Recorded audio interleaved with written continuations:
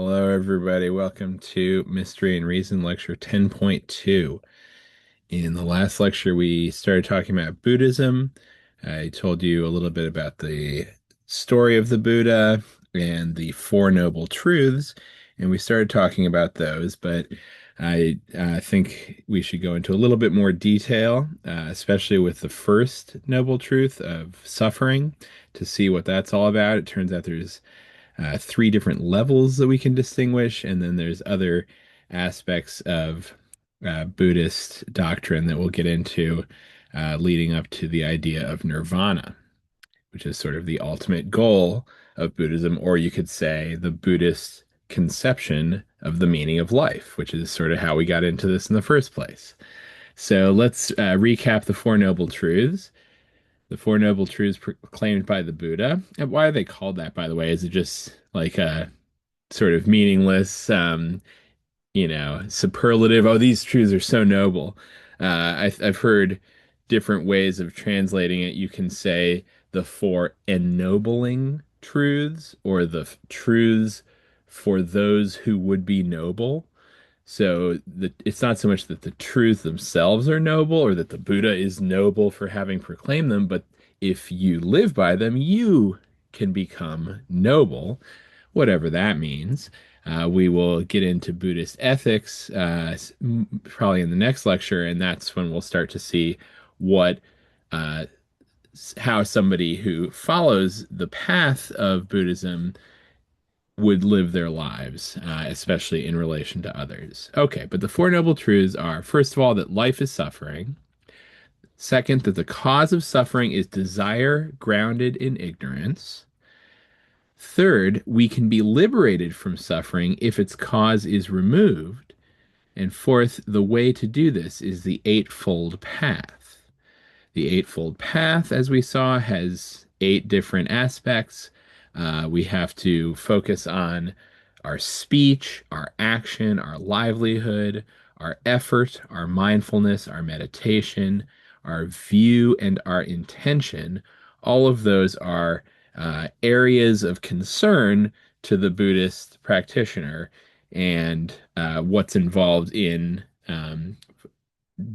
appropriately honing one's ethical discipline, mental training, and pursuit of wisdom is a long story. We'll get some sense of it as we go along. In fact, we'll focus a lot on number seven, the idea of right view. The idea here is that if we want to follow the Eightfold Path, part of that is going to be, and if we want to be liberated from suffering and achieve what we will call nirvana, part of that is going to be to have the right view of things.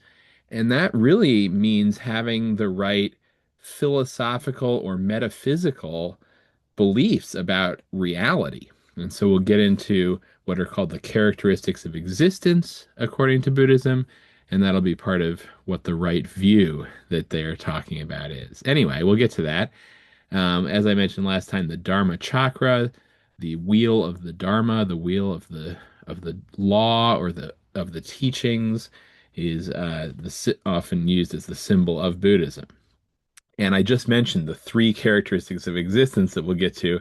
I believe that's what the three colors in the middle, swirling together, are meant to represent. So we'll see what that involves.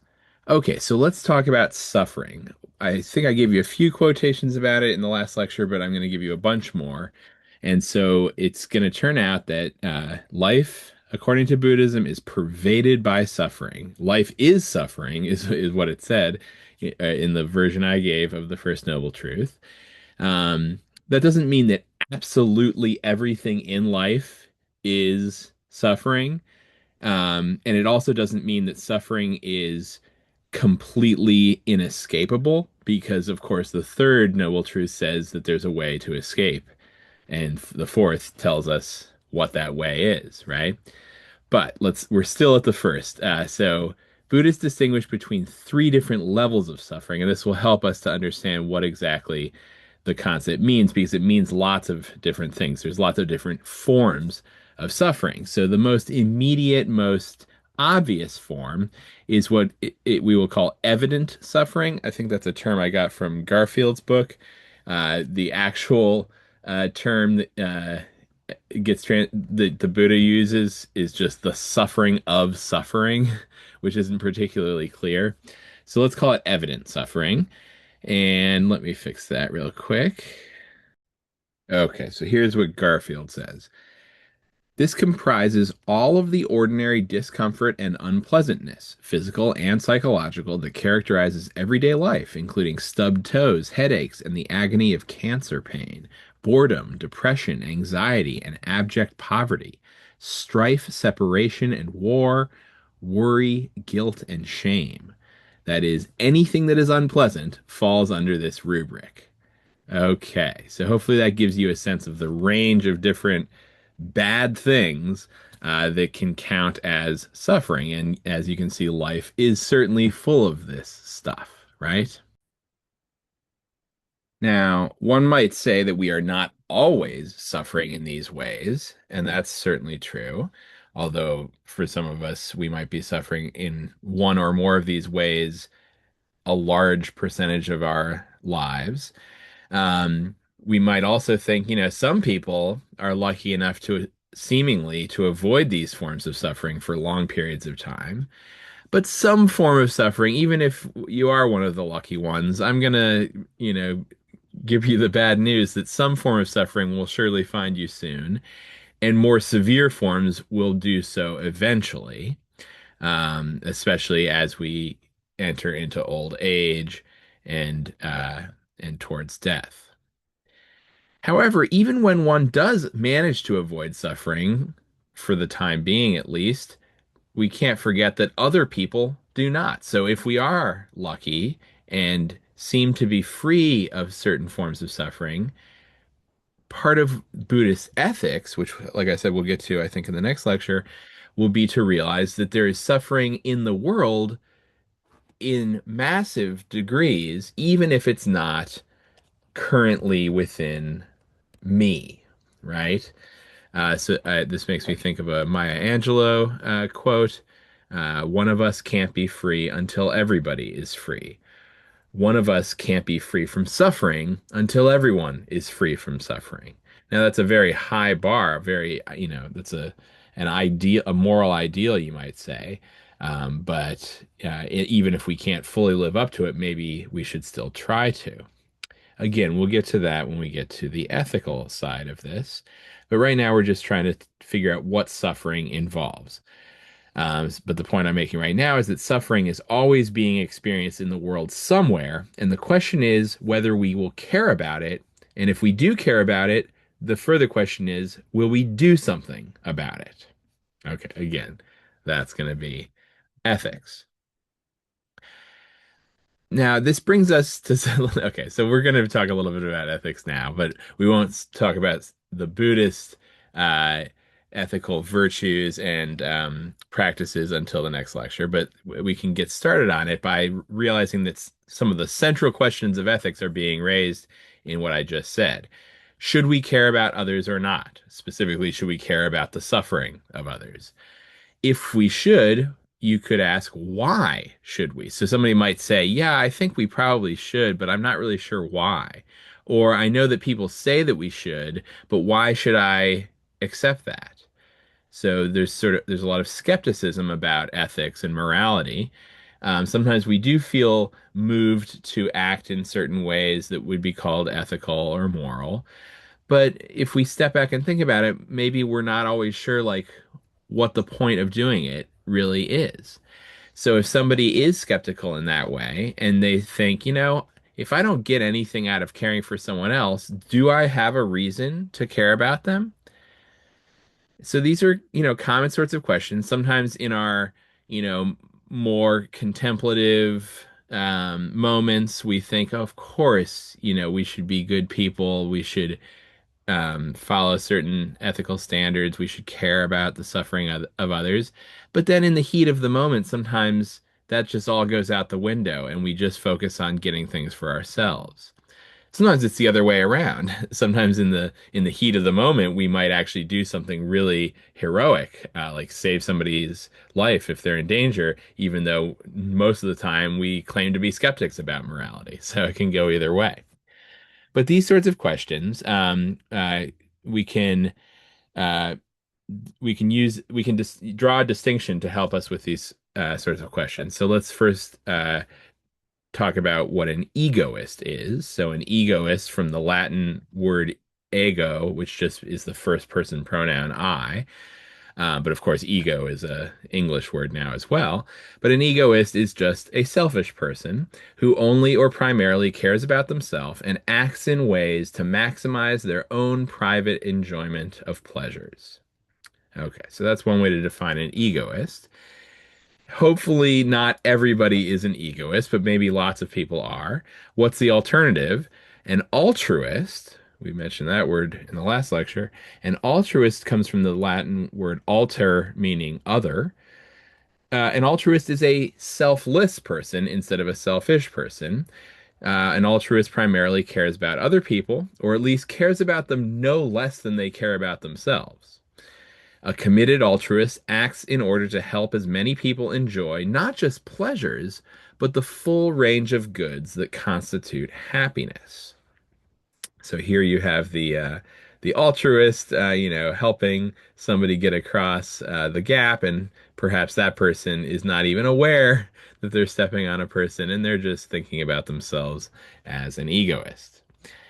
Now, why did I highlight these words? Pleasure and happiness. That's another distinction that's important. So sometimes these words are equated with each other.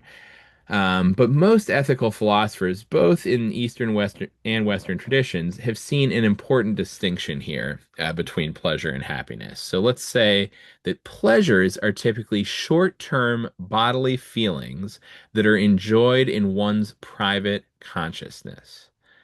Whereas happiness, which is associated with the Greek in ancient Greek philosophy, specifically Aristotle, the word that gets translated as happiness is eudaimonia, which means something like good spiritedness.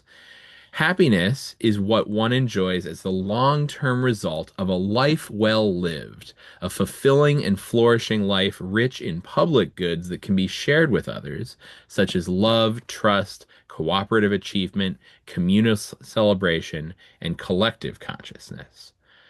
Okay, so I added quite a bit there, but hopefully you get the idea. That sounds quite different from how I describe pleasures.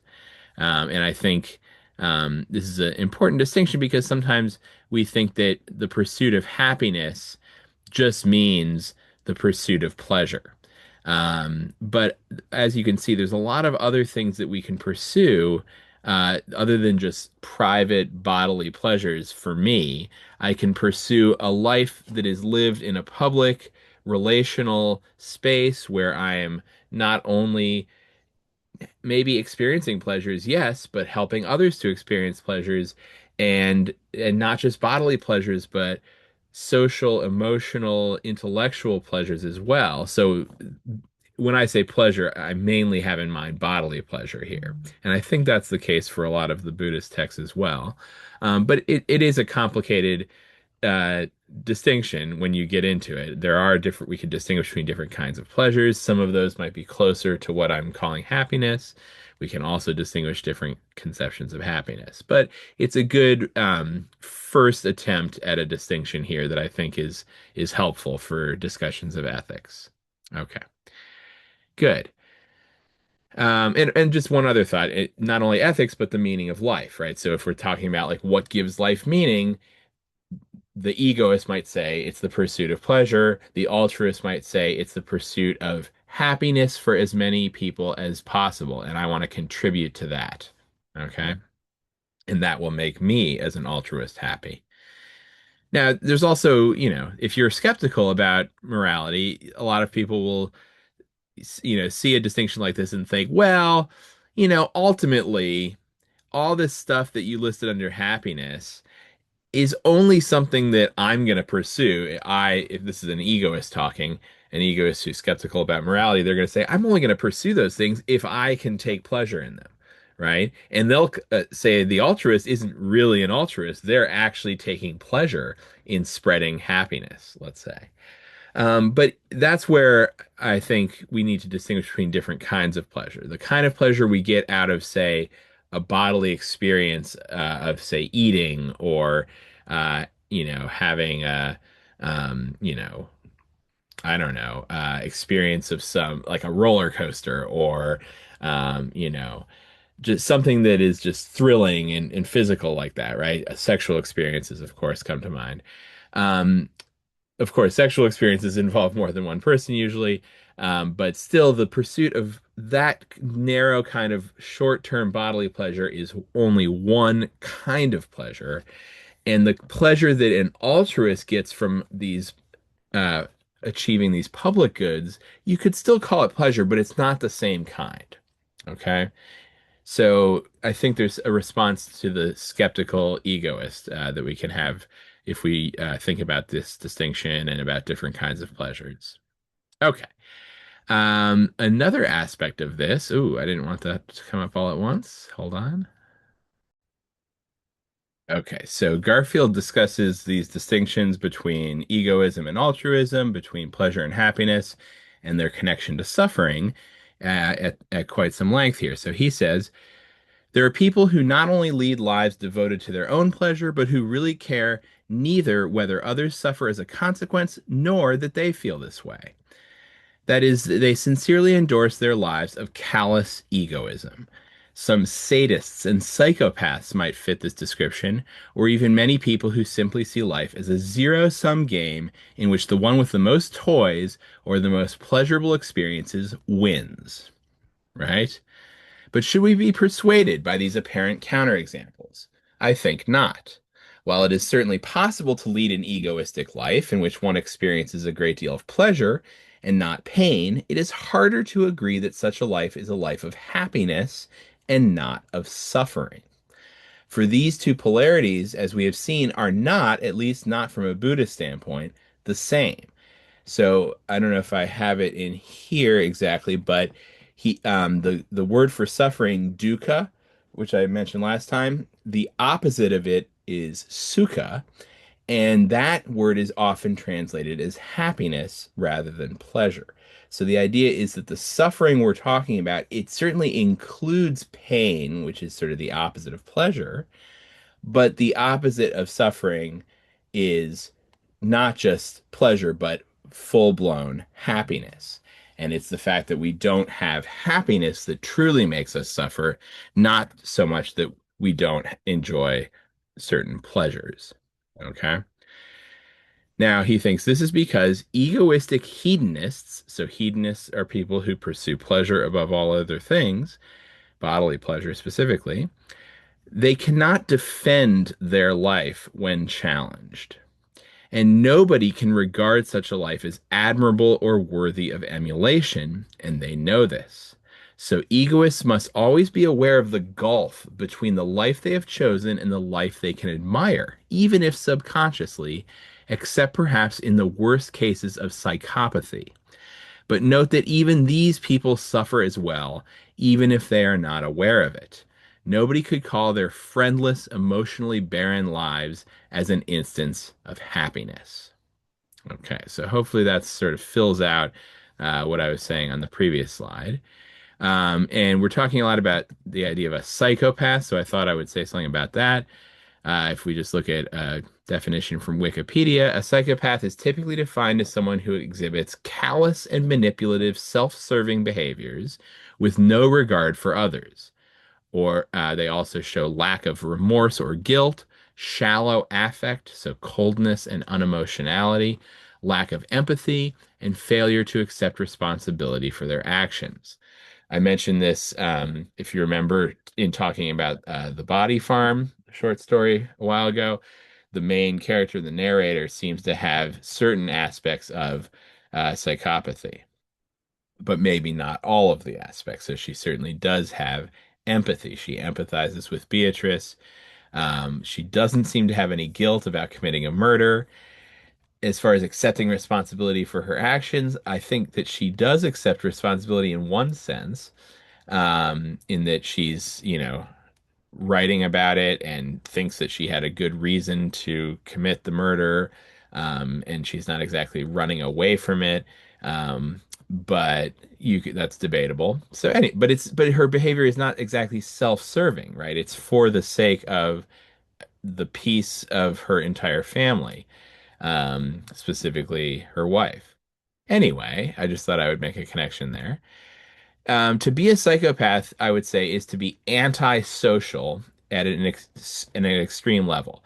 No matter how much private pleasure one might achieve by living this way, Garfield points out that true happiness is ultimately a public social good.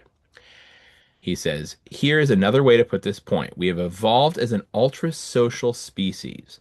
One aspect of that ultra-sociality is that our greatest and deepest satisfaction arises from our positive interactions with others. Those who forgo these satisfactions in favor of pleasure miss out terribly on the gifts of humanity, whether they realize it or not, whether they choose to do so or not. Too much of genuine happiness is social for it to be possible for those who simply don't care about others to be genuinely happy.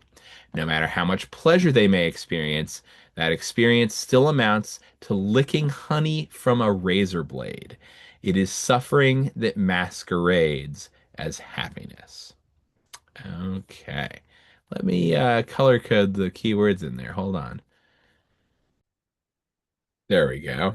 So as you can see, the distinction between pleasure and happiness is all over this passage, in case you didn't notice it.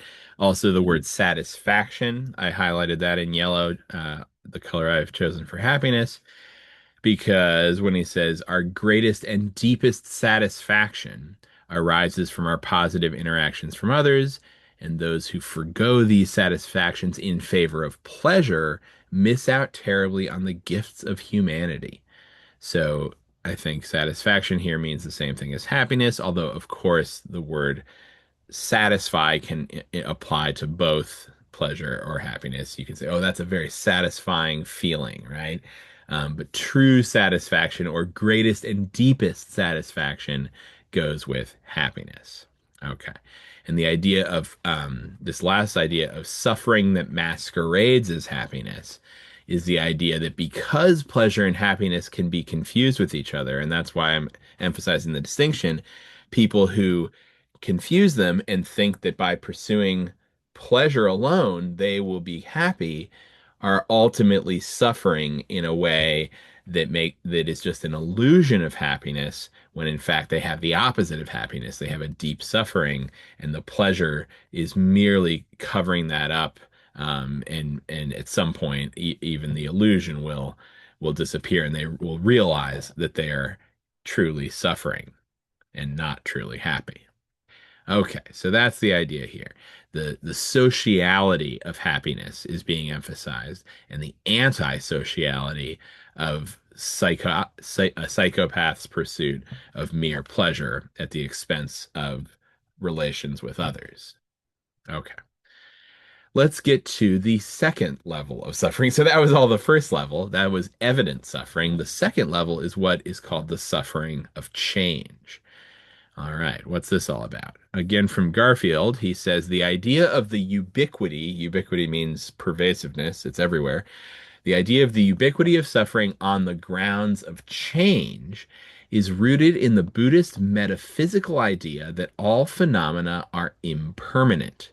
We're going to get to this. That's what I call the three characteristics of existence. That's coming up soon. Um, but here's the idea. Because we needed to explain the suffering of change, the idea is that nothing lasts with numerical identity, nothing remains one and the same thing from moment to moment, and nothing we encounter lasts forever. We all know that we will age, crumble, suffer the indignities of geriatric life, and die. We can escape geriatric life if we die young, which is the only other option, but that's not one that most people find attractive. This knowledge is a deep source of a kind of primal suffering. And the moment one notices it, one sees its ubiquity, and that even to deny it is to suffer from it. Repressed terror is terror nonetheless.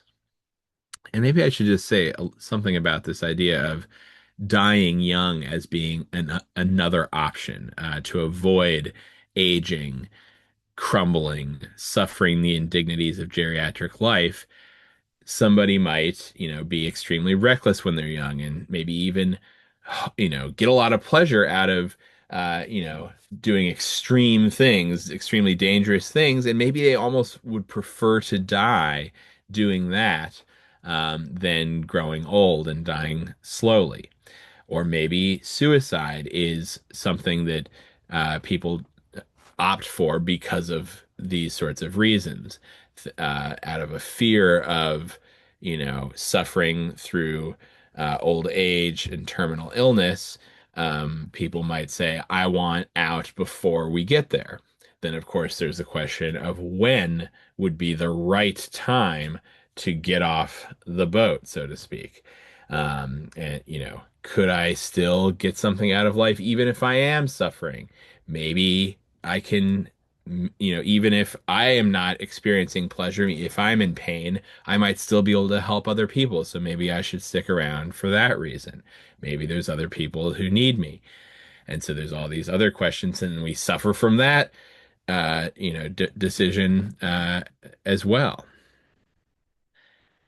So this form of suffering is less evident than the first because it's not necessarily a suffering that's present. It's sort of a suffering that's directed toward the future. It's knowing that whatever I have now is not going to last. No matter how good of something I have possession of, it will eventually, the pleasure I get out of it will fade. I will change. The things that I take pleasure in will change. So, yeah, we all know that our time is limited. So, this is the suffering due to our mortality. We know that our time is limited, but not just with respect to our entire lifespan, but also with respect to particular pleasures and activities. All of them are finite in their temporal duration. And so we feel anxiety about our limited future. We feel regret about missed opportunities in the past. And we feel helplessness about the fleeting present. This reminds me of the famous Latin phrase tempus fugit, which is usually translated as time flies, but the Latin verb here actually means flees, which I prefer. Time is fleeing from us. We're like reaching for it, and it's always at, receding from our grasp. Okay. So that's all I'll say about the second form. Let's get to the third form of suffering, the deepest level, the suffering of pervasive conditioning.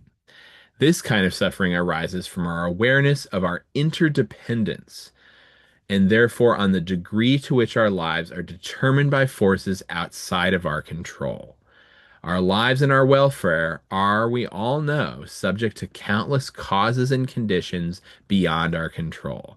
Our genetic makeup partly determines our health, our capacities, and our prospects, and can lead to catastrophic outcomes. Not just our genetic makeup, but of course, the world into which we're born, the socioeconomic status of our parents, whether our country is at peace or, war torn, whether there's prosperity or poverty.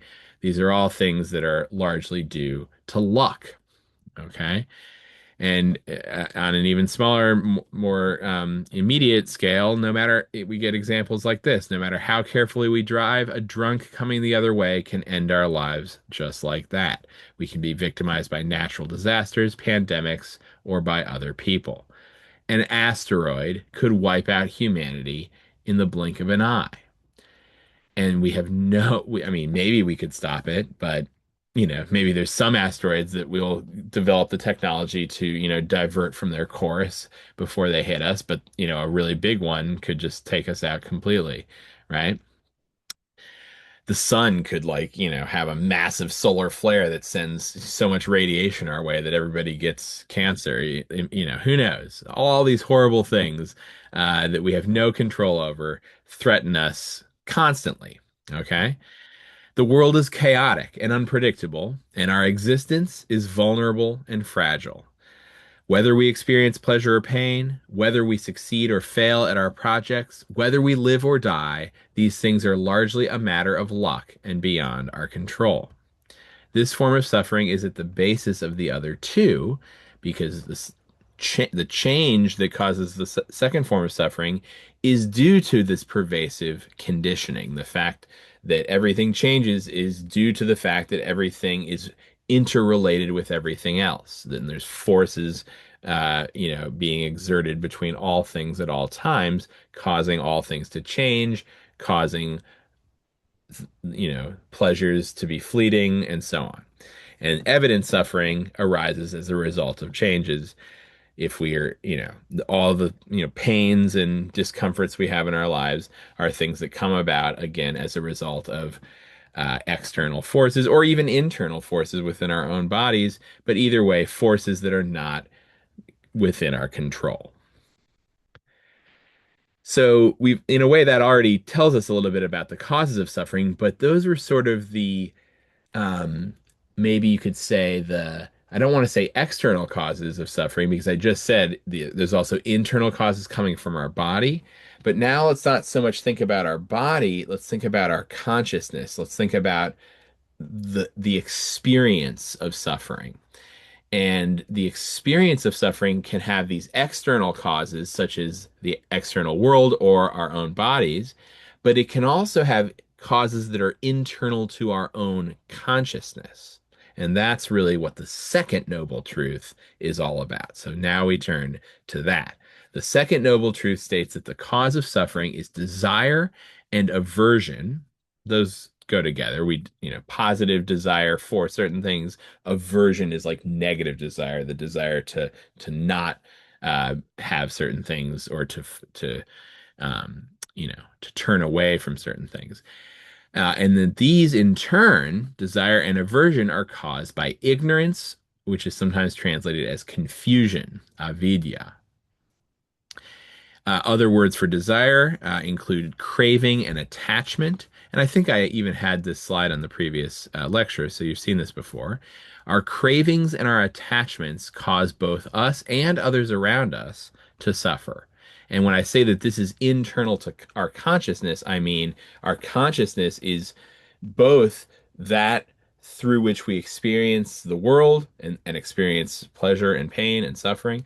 It's also that through which we desire certain things or are attached to certain things.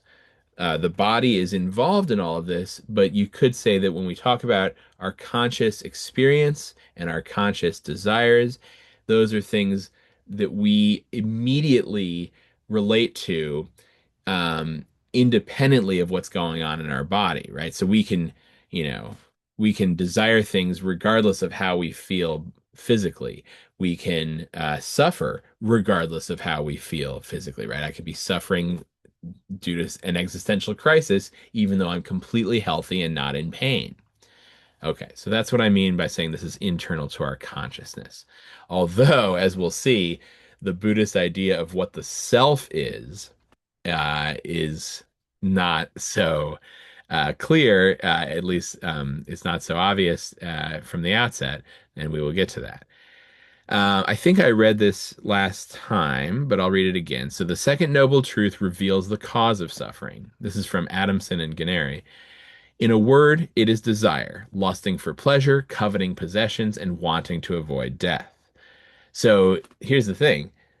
The sort of sick twist here is that we realize we're suffering, and that, of course, causes a desire to avoid suffering, right? We desire pleasure instead of pain. We desire happiness instead of suffering.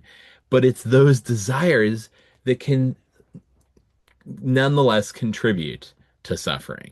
So we're sort of stuck, it seems, right?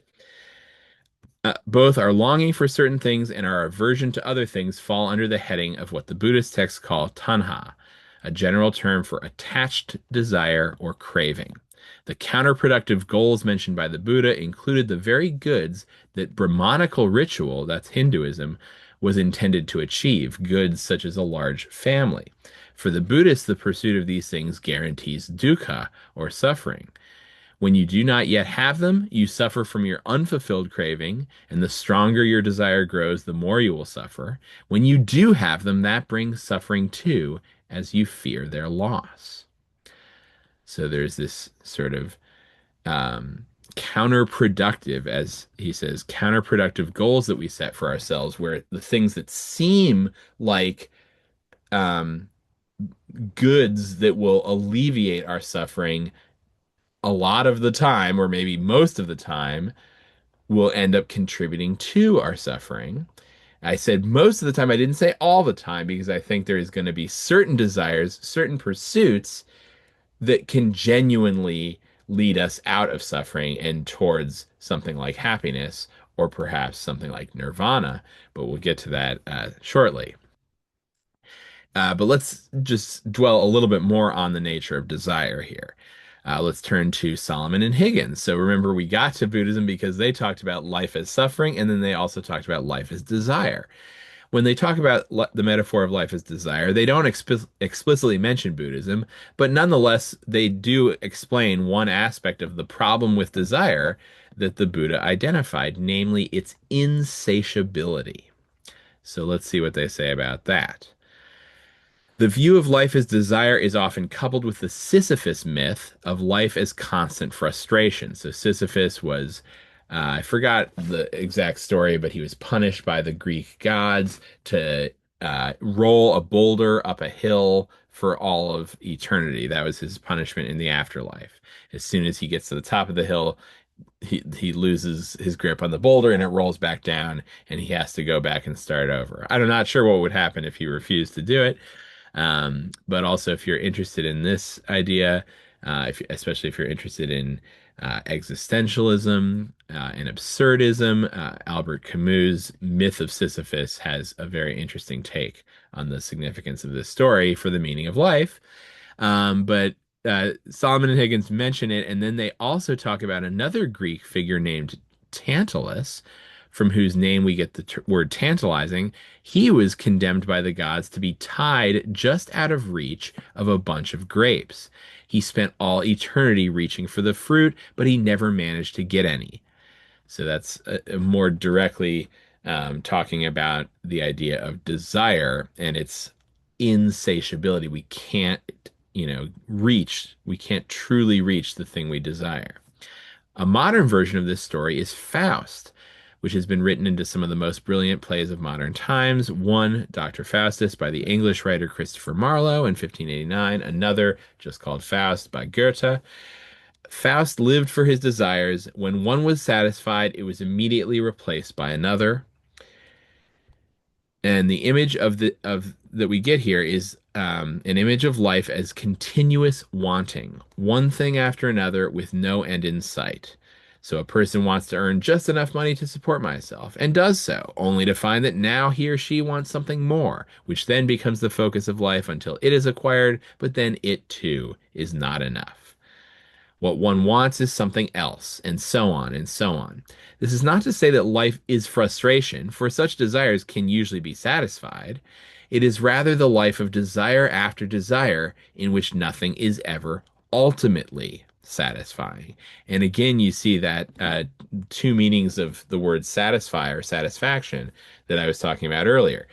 Desires for short-term goods and pleasures can be satisfied. Yes, sometimes we get what we want, but we don't necessarily get ultimate satisfaction or true happiness if it's just a cycle of one desire that leads to the next, and we barely enjoy what we get. We could spend this happens with my kids constantly. They'll be talking for months about this toy that they want, and finally they'll get it.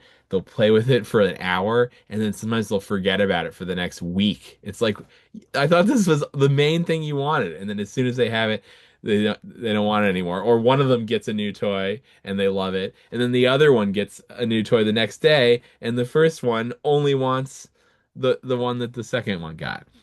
So we know that this is how human beings are, that our desires are insatiable in this way. They're unsatisfiable in an ultimate sense. They can be satisfied temporarily, but then they just give rise to more desires. And when does this all stop? Or maybe it doesn't stop, but what's the point of it is what we end up uh, asking ourselves. Okay, let's get to what I've been mentioning a few times, the three characteristics of existence. This is another core part of Buddhist doctrine, and it explains the other part of the second noble truth. Remember, it said the cause of suffering is desire and aversion grounded in ignorance or confusion.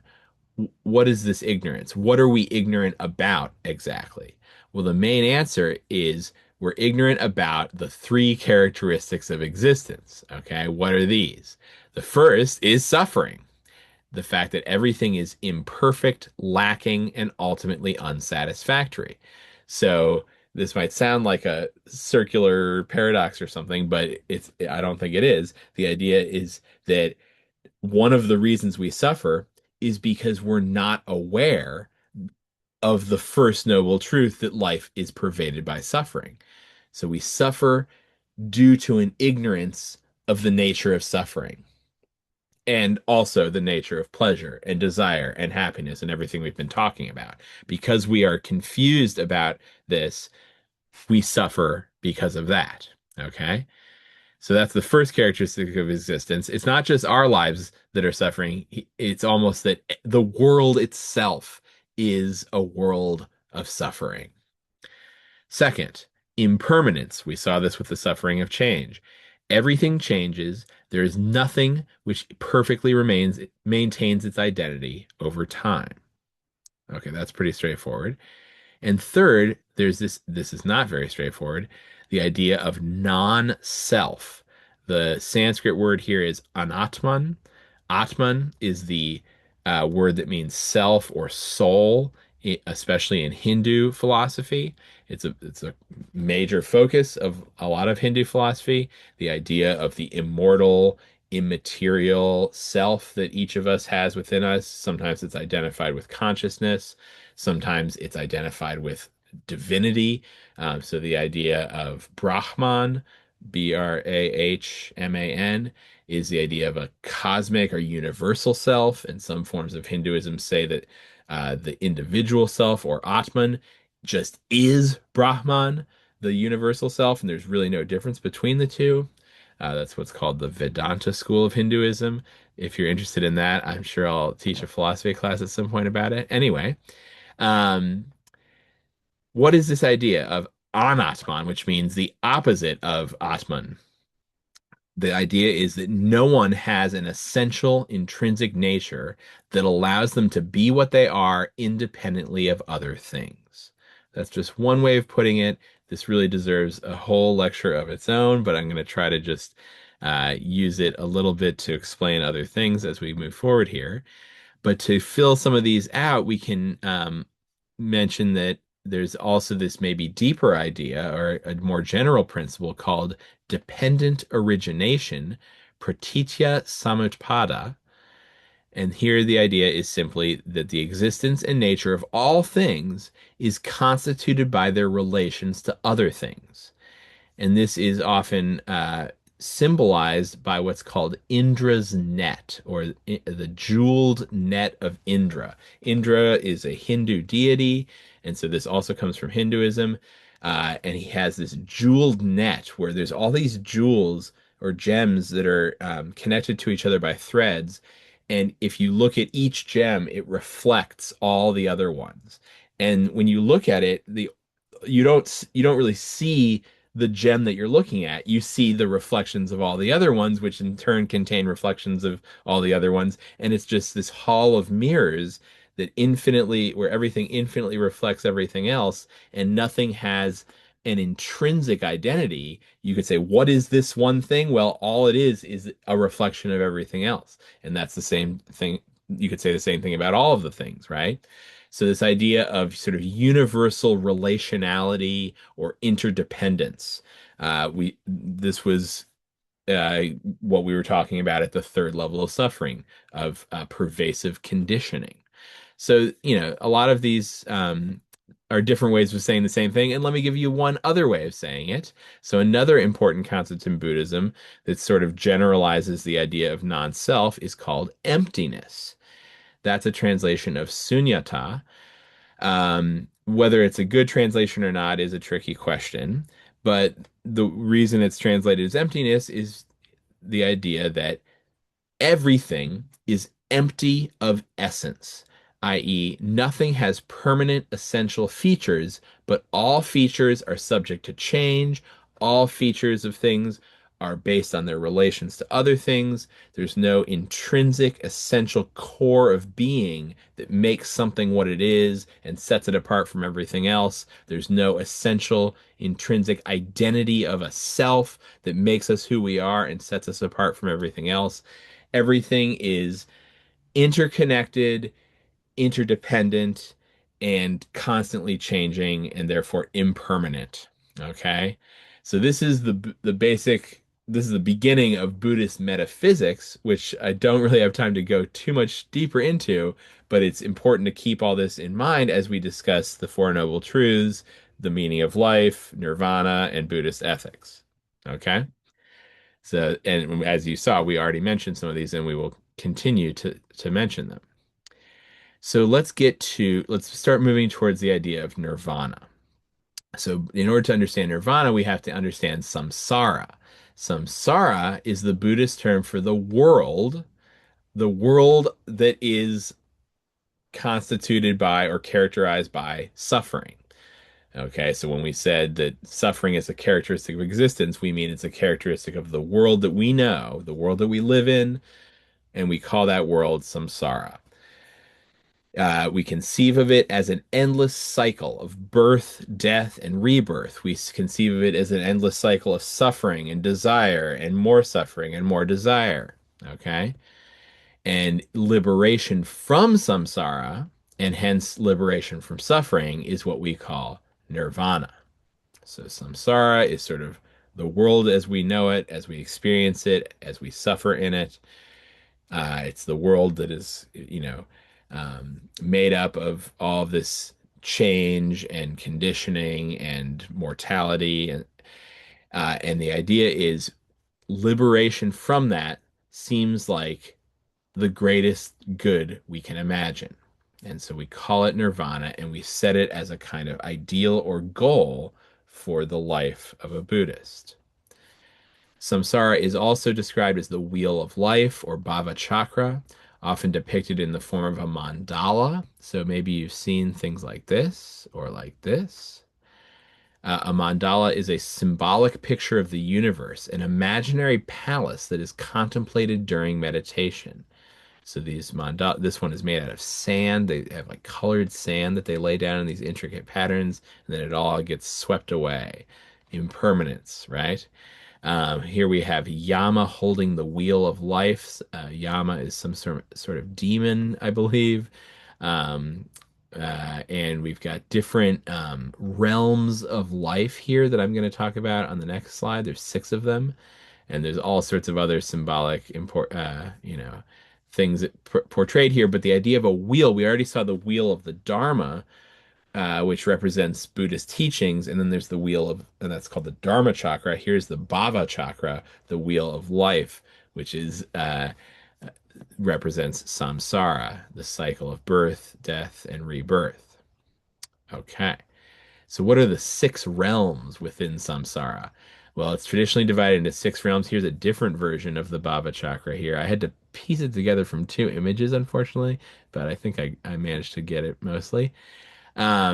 So these are traditionally thought of as six realms of transmigration. Transmigration is another word for reincarnation.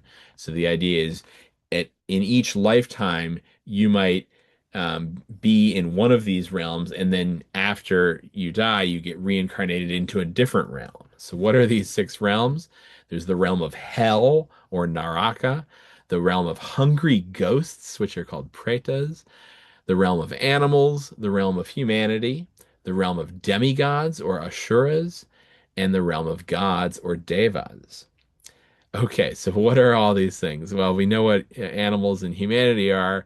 maybe we think we know what demigods and gods are and what hell might be. Hungry Ghost is a little bit uh, mysterious, and I'm not going to say much about these, but I'll give you some quotes from Garfield. So he has an interesting take on all of this. In fact, his entire book, Buddhist Ethics, you might say, is a secular version of a lot of Buddhist doctrine.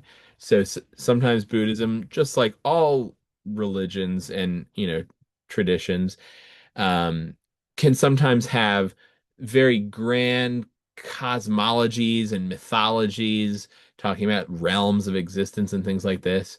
And so Garfield says, look, there's this cosmological interpretation of the six realms, and that takes reincarnation literally. So you're gonna, you're trying to get to a higher realm than you in your next life than you're in this life. Maybe you can eventually become a god or something like that. He says, all right, that's one thing, and that's certainly the traditional interpretation, or one traditional interpretation. But he thinks there's also what he calls a psychological interpretation, which sees the realms as different states in which human beings can find themselves. And it's not like you're stuck in one of these states for your entire lifespan, and you've got to wait until your next life to get to another one.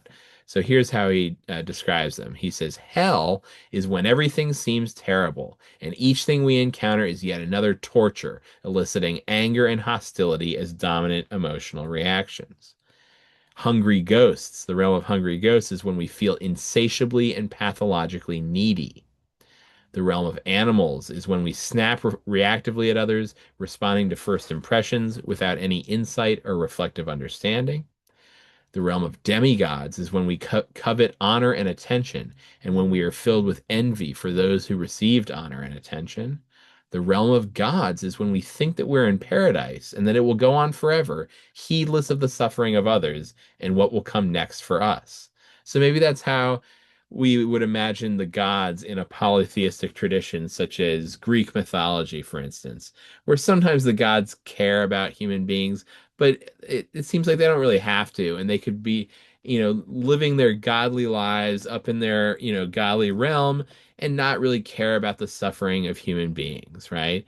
And so when people act like that, when people act like they're because they're so, for instance, well off financially and comfortable materially, they act as if they're in paradise and they're heedless of the suffering of others, right? So again, seeing these as all human characteristics or ways of life. And you may have noticed that the realm of humans, which in the traditional ordering goes between animals and demigods, let's put that one last. That's what Garfield does. And he says the realm of humanity is when we're in it, when, although beset by the normal sources of suffering, we manage to be humane or responsive to one another. So the idea of putting that last, I think, is significant, or putting it highest. So is the human realm the highest, or is it the godly realm? Well, on the cosmological reading of the realms, the realm of gods is generally seen as the goal towards which we should strive, as the final step before complete liberation or nirvana. So even the gods are part of samsara, and so even they are not fully free from suffering. Um, but on the psychological reading, perhaps there's a sense in which the human realm is actually higher than the realm of the gods. Here's what Garfield says about that. The human realm represents the situation in which we are both aware enough of the unsatisfactory nature of our lives to be motivated to change, and smart enough to be able to affect meaningful change. That is, we are not so overcome by pleasure as in a heavenly state that we have no motivation to act, nor are we so overcome by suffering as in a hellish state that we have no hope. Instead, as human beings, we find ourselves in a state of psychological and affective complexity. While this human existence is unsatisfactory in virtue of being governed by confusion, attachment, and aversion, and hence permeated with suffering, nonetheless, this human existence provides us the opportunities we need for improvement. And notice improvement doesn't mean getting to some further stage. The human stage or the human realm is the realm in which we can improve. And even if we can never reach perfection, somehow the process of improvement is a higher state than thinking you've already got it all and you're living like a god and there's nothing you could do to improve. Okay. Okay. Now, we're gonna have to ask ourselves what exactly we are aiming for here. If are we just aiming for improvement, or are we aiming at some transcendence, something like complete liberation from samsara, uh, which we call nirvana? So there's a certain paradox you might be worried about here. So is there a contradiction between the second and the fourth of the noble truths? Because the fourth noble truth, which says the by following the eightfold path, we can be liberated from suffering. What does it mean to follow a path? If that's something we're supposed to do, if that's something we ought to do, if that's something that would be good to do, doesn't that mean we should desire to do it? But if desire is the cause of suffering, how could this work? Right? If desire inevitably leads to suffering, and there seems to be a way out of suffering, but if I can only get out of suffering by desiring to do so and follow and desiring to follow a path that's going to lead me there, isn't that desire ultimately going to lead me back into suffering? How can I ever get out of this cycle of samsara? If we desire, to put it another way, if we desire liberation, won't this desire, like all other desires, lead to suffering rather than liberating us from it? Here is how Mark Sideritz, again from his book Buddhism as Philosophy, here's how he puts it.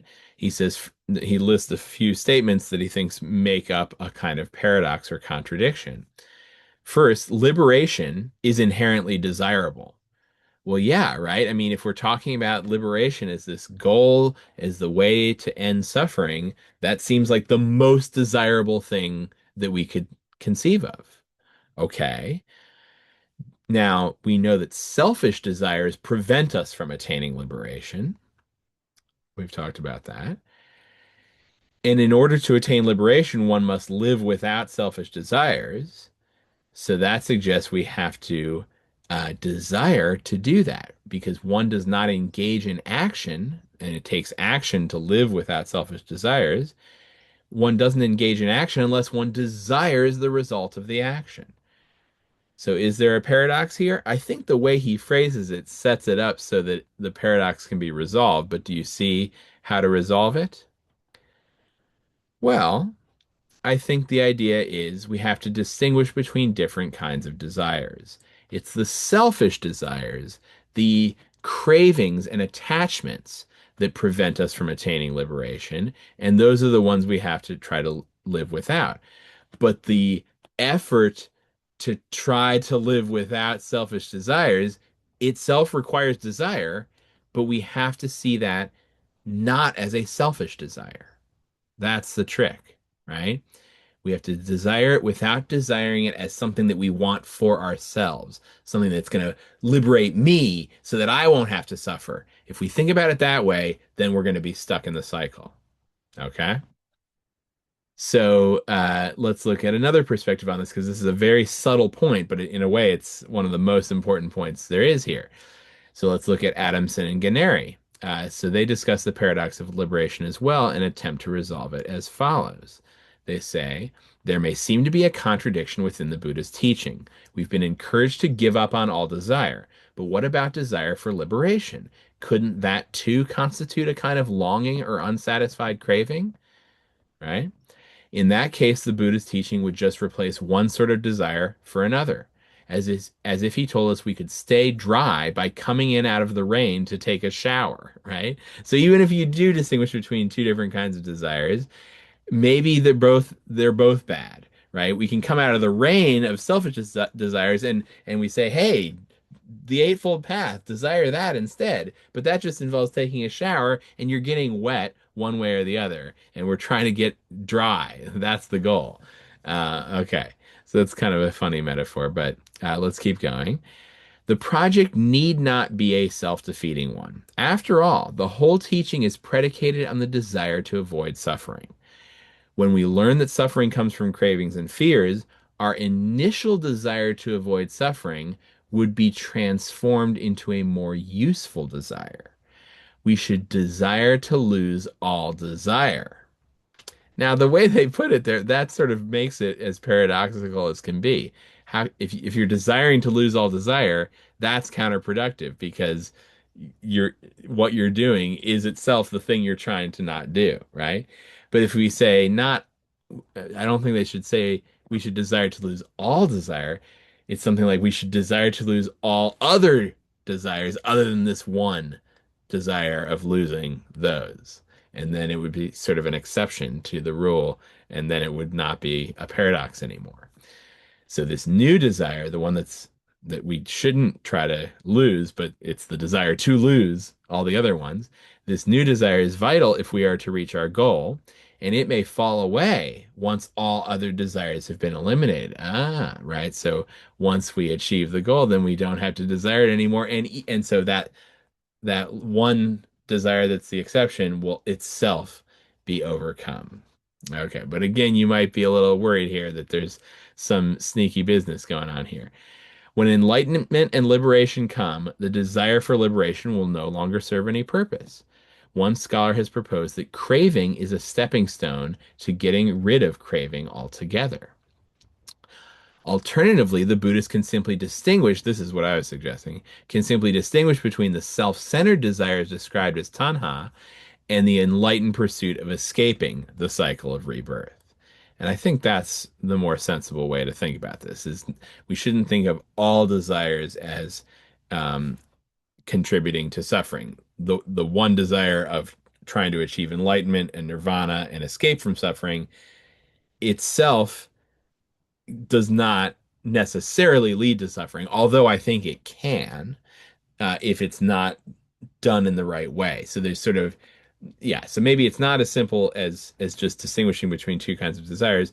We have to distinguish them, but then we also have to make sure that when we're pursuing enlightenment, nirvana, liberation, we're not pursuing it in the wrong way. And that's what I was mentioning. We can't be pursuing it in a selfish, self-centered way because then we wouldn't be maintaining this distinction between two different kinds of desires.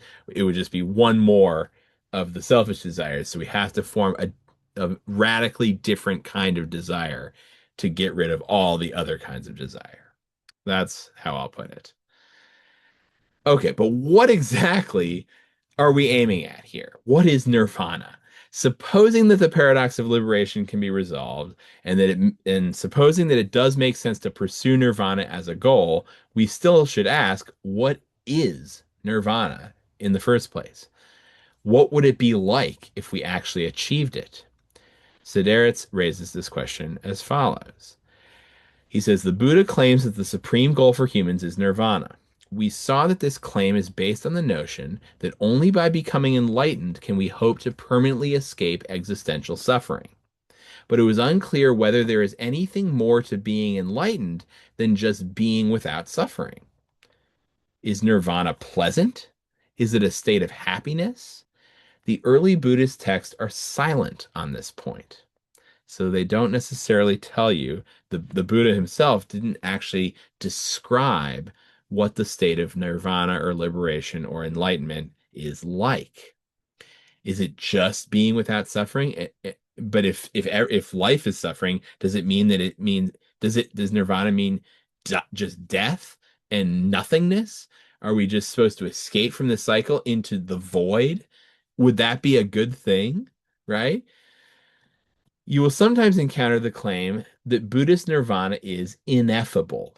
That means you can't put it into words, that it simply cannot be described or understood. It can only be experienced. Okay.